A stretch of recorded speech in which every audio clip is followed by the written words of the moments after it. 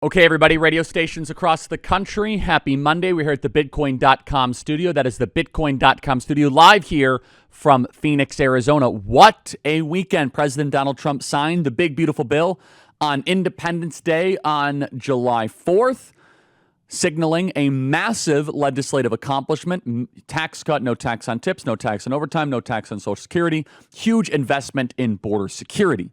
$175 billion for ICE. We're going to talk more about the profundity and the importance of this bill, but it is of great urgent necessity that we cover what is coming next. And yes, we are going to talk about Epstein. We're also going to have live coverage from the awful and the unspeakable tragedy happening in Kirk County and near Hunt, Texas. Just a national tragedy with the flooding issue in Texas. But you would think that, hey, we get $175 billion for ICE, we're going to get mass deportations. We're going to be able to have now the largest deportation effort ever. Yes, in theory, but in practice, there's something else afoot. Literally, the day before President Donald Trump was signing the big, beautiful bill, I got a couple phone calls from people that you would call members of the ruling class. A lot of money and a lot of connections. They said, Charlie, isn't this amazing? We passed the big, beautiful bill. I said, oh, yes, sir. And they said, now we need mass amnesty. I said, what? I said, we haven't even signed the bill yet. They said, yeah, you know, these deportations, we're going to lose the midterms because of the deportations. The people on the right, they'll understand. And we need to come to the middle, and we need to legalize the 25 million people here in this country. I was speechless. Because here I am actually thinking, a little naive, we're going to sign this big, beautiful bill, and we're actually going to get mass deportations uninterrupted from an asymmetrical attack. So we have somewhere between 20 to 50 million illegal aliens in this country. We don't actually know the numbers. These are all guesstimates. These are all just approximations. And there is a movement afoot as I am doing this broadcast. And this is bigger than anything with Epstein. This is bigger than anything with tax cuts. It is happening right now in Washington, D.C. And I can say this from firsthand experience, that people are pushing President Trump for amnesty. They are pushing him for mass legalization of illegals. Now, President Donald Trump, of course, would never push for amnesty. But President Donald Trump said something at a rally on July 3rd, and my phone lit up like you wouldn't imagine. President Donald Trump was talking about potentially doing a bipartisan compromise deal for illegals that have stolen Social Security numbers, that are illegally domiciling themselves here in the country, that are all felons. Every single one of them are felons. They're just not yet indicted felons. But if they're here illegally, you're a felon. It's against federal law. We've gone through all the different federal laws that you break by being here. And this is President Donald Trump speaking at the Iowa rally saying that we might need to do some form, he didn't use the word amnesty, but some form of soft amnesty. And I could tell you now through other reporting that I've been able to do and phone calls, there is a major push right now to do a bipartisan amnesty deal, a major push. People are trying to push the president. Hey, you got the money for ICE. Now we need to go move to the middle on immigration. Play cut 258. People have worked for a farm on a farm for 14, 15 years, and they get thrown out pretty viciously, and we can't do it. We got to work with the farmers and people that have hotels and leisure properties too. We're going to work with them, and we're going to work very strong and smart, and we're going to put you in charge. We're going to make you responsible, and I think that that's going to make a lot of people happy. Now, serious radical right people, who I also happen to like a lot, they may not be quite as happy, but they'll understand, won't they? Do you think they'll understand that? You're the one that brought this whole situation up. Brooke Rollins brought it up, and she said, so we have a little problem. The farmers are losing a lot of people, and we figured it out, and we have some great stuff being written, and let the farmers be responsible. let the farmers be responsible. Look, I trust President Trump's instincts 100% here, but there is a group of people that are pushing President Trump very hard to stop the deportation effort and to try to have some sort of a come to the table moment of a bipartisan compromise. That we need to try to figure out how to make these people have a pathway to citizenship. Now, this is not by any means a knock on President Trump. It is a knock on people that are trying to pressure President Trump and pressure him hard. We don't know any of the details, but President Trump did say that the radical right people that he has a soft spot for wouldn't like this. Hello, hi, I'm one of those radical right people. And I want to know what I'm not going to like. Because of all the different stuff that's in front of us, if you want to break our coalition, go and push Amnesty. That right there would be a complete collapse of everything that we have worked for. Everything. So we don't know any details, but it looks as if President Trump might be in preliminary discussions. And I could tell you that there are many different discussions that I've had with people, and they are pushing it hard to create some kind of amnesty proposal aimed specifically at farm laborers in the United States. But it's more than that. It could be hotels. It could be leisure properties. We've heard the arguments about this for years. Well, the crops are going to rot in the fields. There'll be starvation. But here's the main thing that you need to know. We've tried this before. This is not some sort of new thing. And by the way, just so we are clear, I went to an event this last weekend in San Diego. J.D. Vance was there. And another person came up and said, Charlie, do you know what we need? We need to have some sort of pathway citizenship for 25 people. I said, are you guys on all some sort of group chat or something? Are you guys all just coordinating? We have not even 48 hours of the largest investment in border security, deportation, and ICE. And why are you pitching me on mass amnesty? Like, what is that all about? There's a lot of reasons for this, and one of which is the corporate class is deathly afraid that they might actually have to hire Americans and pay a higher wage. Somehow other countries are able to grow food without imported serf labor. How are they able to do that? I don't know. Apparently, we have built so many parts of our economy to be reliant on foreign criminal invaders that have come into this country. And some people, we have to allow farmers to transition. No, you deport them back to their country of origin.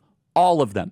We did not run on mass amnesty. We ran on mass deportations. Let your patriotic values guide how you invest your money and save for your future. With Monorail's Patriot Portfolio, your investment dollars get out of globalist corporations and into companies that support Christian and American values.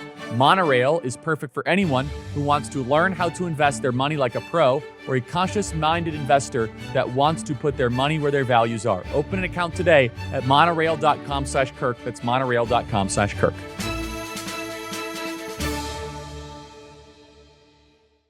We tried the transition argument. And we are told, hey, if we do this, Hispanics will vote Republican for a generation. Hispanics will vote right-wing for a generation. And Ronald Reagan tried this in 1986. And what is so frustrating, it's just unspeakably frustrating, we are winning Hispanics in a way we've never won them before because we are so firm on immigration. It was running against amnesty that got us Hispanic support. And I don't want to hear about people say, well, this is how we beat the Democrats. We just beat the Democrats. We know how to beat them. Don't tell me the Karl Roves of the world. Well, now here's how I beat the Democrats. Everything you have suggested the last 20 years has been wrong. On trade, on immigration, on the deep state, on the administrative state, everything you have suggested on the Iraq war, on foreign policy, it's all been wrong of the Karl Roves of the world. But now, in the year of our Lord 2025, I have to now be lectured that we are going to win back Hispanics, even though we're already winning back Hispanics, by compromising the core base as the core campaign promise of our coalition. I have full faith in President Trump that this will be largely rejected, but the push is on. And President Trump does this a lot. It's kind of a rhetorical practice. He'll throw it out at a rally. Do you like it? Do you not like it? We're going to talk about that like a trial balloon. He crowdsources his polling. But I could tell you, I know some of the people that are pushing some of this stuff. And we're going to talk more about it because it's been tried before. And this is a red line. And I just want to say, our reporting has always bared out. I remember back in February, we sent out a tweet, we were at the Bitcoin.com studio, that there is a push for airstrikes against Iran. Now, I think President Trump handled the Iranian situation beautifully, but when we get heads up here on this show, we're not a false alarm show. I'm telling you that there is an aggressive movement afoot for a big amnesty compromise deal. So here's what we're told. We're told that we need the workers. There's a lot wrong with that argument, but even if I would sympathize that, then they don't have to be illegal farm workers. They could potentially be seasonal workers that could come legally. We have a whole visa program for that, but even that I'm very skeptical of. But fine, there's a whole carve out in the immigration code for that. Number two is, well, it's just hard to get rid of them. I'm sorry, we do hard things in this country. We go to the moon. We build dams out of the spectacle of the world. We win world wars. We're the wealthiest country, the most generous country, the most productive country. We do tough stuff. What did I sign off with last week? I said one of the hardest, most challenging things in front of our country, which will be the most enormous public policy project in front of us, will be the mass deportation of 15 to 20 million people. No one said it's easy, but we do hard stuff in this country, and it's about the reclamation of a republic. And then number three, where this is the one that I get the most animated about. Well, Charlie, amnesty means that we are going to win Hispanics for the future. This will destroy the Democrat Party. This will ruin them forever. Well, I want to give you a little bit of a history lesson. Front page of the New York Times from 1986, November 7th, 1986. Robert Peer, special of the New York Times, writes, President Reagan signs landmark bill on immigration. It's called the Simpson-Mazzoli Act, and I'm going to post this entire article on charliekirk.com if we're legally allowed to. This is one of the most chilling articles that you can read. It not only is it so applicable today, but all the people are the same people. It's unbelievable. Chuck Schumer was the one that pushed for mass amnesty back in 1986. They're still all there. Let me read this to you. President Reagan today signed a landmark immigration bill that prohibits employers from hiring illegal aliens. Ooh, that sounds good. And offering legal status to many illegal aliens already in the United States. So everyone thought this was great. In fact, they thought, Reagan said this, by the way, I think Reagan was a good president in a lot of ways. Reagan was also super overrated in a lot of ways. We got to stop the over-veneration of Ronald Reagan and just be honest that Ronald Reagan gave us mass amnesty, which was one of the greatest immigration mistakes next to Ted Kennedy's Nation of Immigrants nonsense. Just got to be honest. You got to call the shots as it is. We don't venerate people in history unnecessarily. And Reagan did a lot of good stuff. He's a mixture of good and bad. He's not all good or all bad. So Reagan says this. Reagan said that this was the most comprehensive immigration reform of our laws since 1952. Quote, this is Ronald Reagan. Future generations of Americans will be thankful for our efforts to humanely regain control of our borders and thereby preserve the value of one of the most sacred possessions of our people, American citizenship. I'm sorry, did we get control of our borders thanks to Ronald Reagan? No, in fact, it got worse. It was more illegal immigration. There were more people that came into the country. But what Ronald Reagan did is Ronald Reagan gave amnesty to millions of people that broke into the country before him because he thought that we would win them over for a generation, that we would win over the Hispanics and they would all be Republican. Mr. Reagan continued, oh, Barney Frank is in here too. It's like all the same people. This is one of my favorite parts. Chuck Schumer says, quote, the bill is a gamble. This is from 1986, a riverboat gamble. There's no guarantee that employer sanctions will work or that amnesty will work. We are headed into uncharted waters. Mr. Schumer said the current situation was unacceptable. The government caught 1.8 million illegal aliens in the fiscal year ended in September 30th, an increase of about 30% a year. So about 2 million people were coming across the border a year. And by the way, back in 1986, you weren't allowed to talk about mass deportations. You weren't able to talk about the wall. So what did Ronald Reagan do? Ronald Reagan said, we're going to give them all amnesty. And we're going to have a lot of teeth to the bill. Guess what? All the teeth of the bill got struck down by the court as being racist.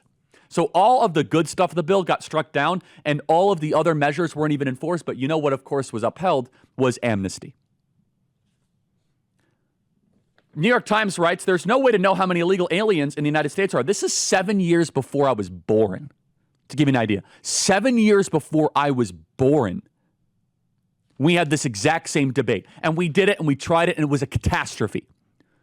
Not only did it create more illegal immigrants, the border remained open, and no, the Hispanics all of a sudden were not Reaganites. They became the base of the Democrat Party. They became the base of the modern left. Do you know why? And here's what no one wants to talk about. When you give them amnesty, a lot of them are then eligible for government benefits, and they can then seamlessly go on food stamps, on welfare, chain migration, and they don't all of a sudden start wearing MAGA hats. I don't know. How do you win over Hispanics? Do what Donald Trump did, because we won over Hispanics.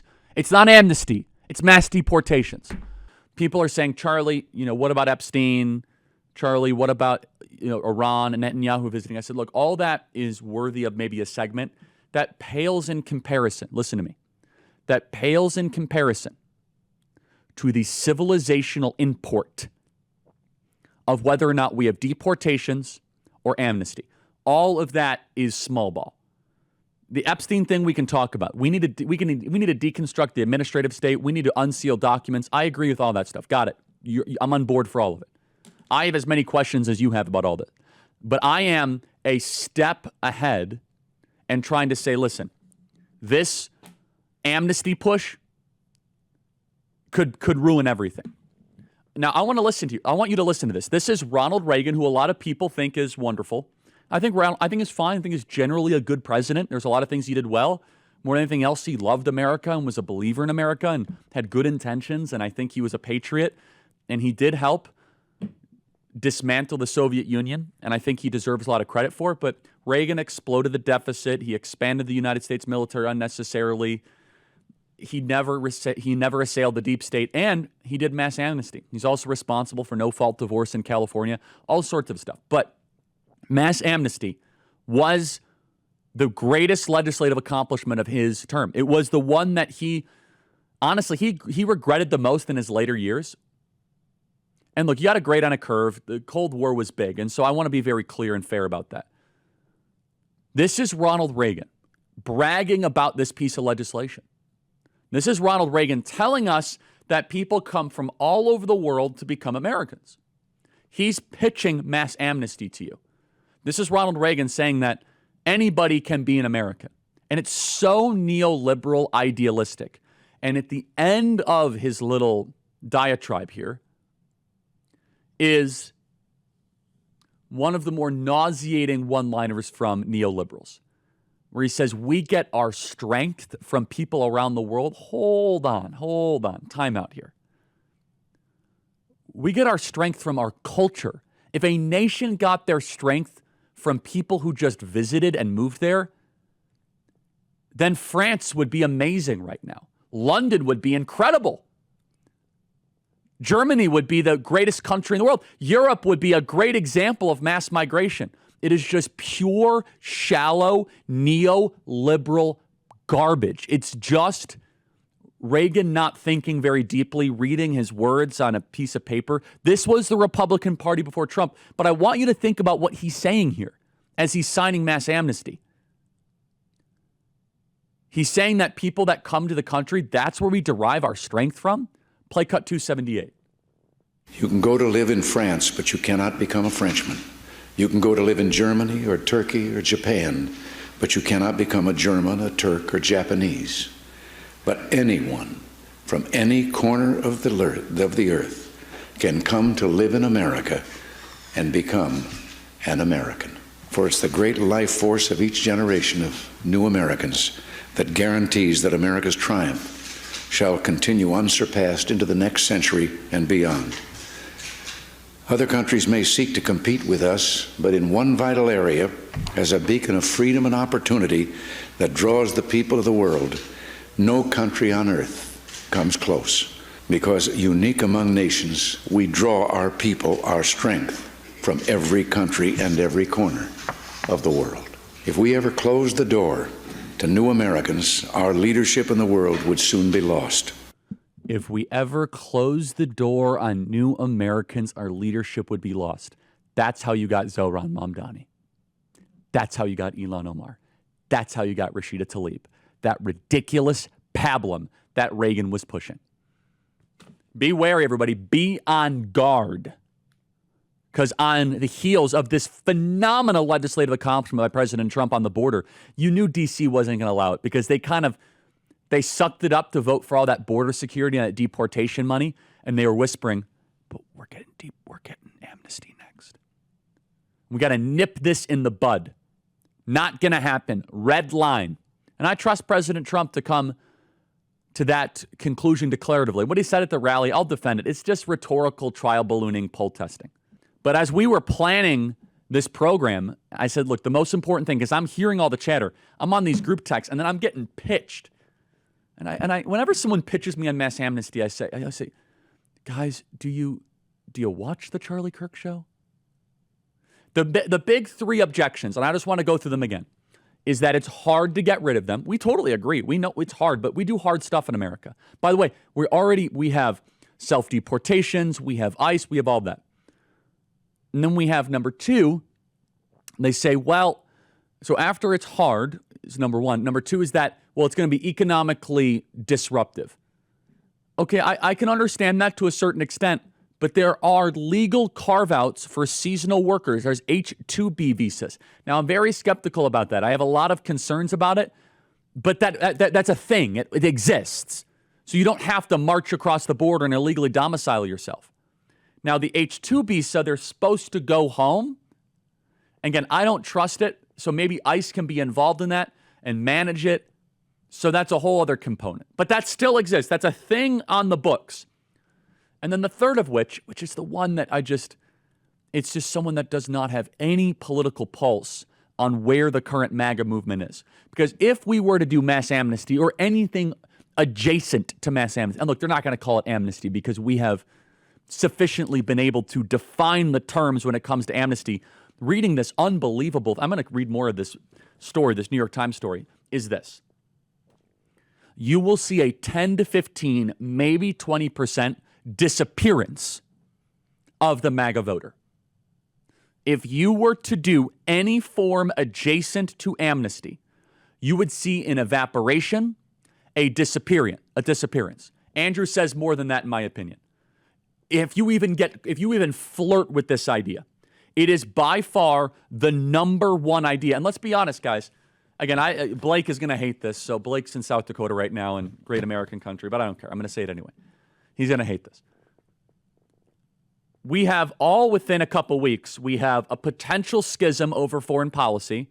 We have the Epstein thing, and then we have the amnesty push. If you were trying to divide the movement, and if you were trying to basically demoralize, especially the under 35 base that we have helped build. And I sent this to a White House staffer. I said, guys, if you are trying to make my job the hardest possible job, have like the murkiest statement on Epstein imaginable, which is kind of what it was. And then you have the whole foreign policy thing, which again, President Trump navigated well, but still there's some tough feelings. We got to heal those. We got to remedy that. I'm much more on President Trump's side than that, but I know the audience that I represent. And then you just have a gut punch potentially of amnesty on top of that. This is cut 252. Hold on. Is it 252? Which one? I want to make sure I get the right one because we're running out of time. Which one is the best one? Oh, yeah. This is 250. We need amnesty because the American people want it. No, actually, people want mass deportations. Play cut 250. Deport all immigrants who are here illegally, 55% of the New York Times. Marquette, 64%. CBS News, 57%. ABC News with a slightly different question, 56%. So what you're seeing essentially here is a very clear indication that a majority of Americans, in fact, when they're asked this blunt question, which I believe gets at the underlying feelings, do in fact want to deport all immigrants who are here illegally. There's no arguing with these different numbers because they're all essentially the same across 4 different pollsters.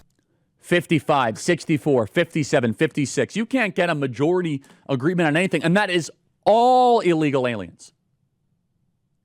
America has been overrun. We have been the charity case of the third world Biden showed open borders in its full horror, and we are sick of being overrun. So we have a mandate to solve this. Voters voted for this. So why are we even whispering about potentially some sort of bipartisan compromise, especially when 1986 is flagrantly in our face and we're winning Hispanics in major numbers? This is the red line. And I think President Trump is going to come to that conclusion. But we must stay the course. We must not get weak in the knees. Stay focused. This is what the American people voted for. It's the biggest thing happening in the country.